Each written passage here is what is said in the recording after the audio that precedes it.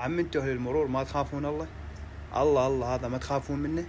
لو نسيتوا اكو الله فوق يباوع على الظالم والمظلوم.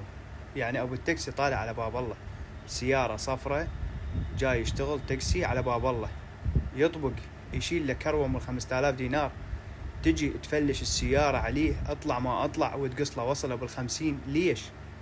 يعني ماكو مخافة الله؟ يعني انتوا جماعة العقود تارسين الشوارع ترس حتى بالافرع. وين ما تروح مرور، خلي العالم تشتغل على باب الله، خلي العالم تسترزق.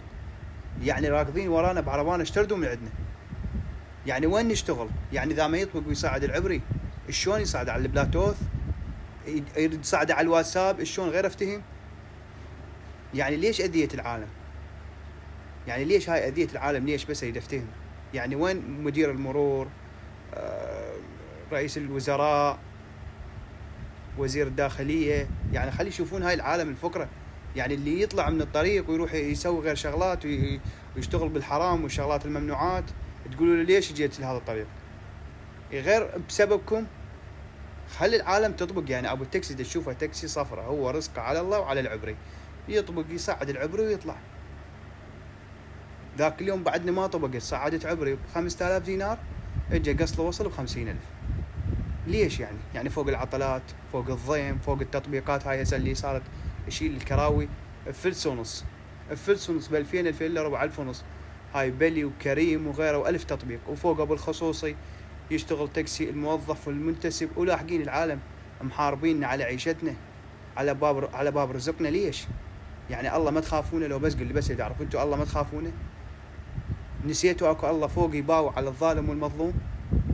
ليش محاربين على عيشتنا؟ يعني شباب نريد نشتغل ونعيش بالحلال.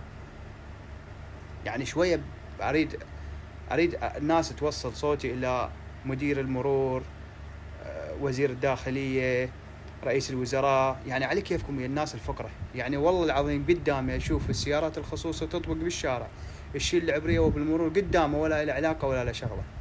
والسيارات العالية والمظلل وغيره يجبرون ويطبقوا براحته، وبالمرور ولا يتجرأ ولا يحكي وياه. قادرين بس على ابو التاكسي محاربين على رزقه وعيشته. ليش؟ ماكو مخافة الله؟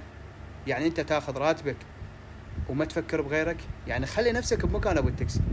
يعني هي تشوفها سيارة صفرة وعيشته على الله وعليها، وانت تجي تحاربه على باب رزقه. ليش تحاربه على عيشته؟ ليش؟ مو اكو ناس هسه انا بالله الحمد لله ما متزوج، اكو ناس اصحاب عوائل وراء برقبة عوائل وجهال ومدارس ومصاريف وايجارات عيشتهم على الله.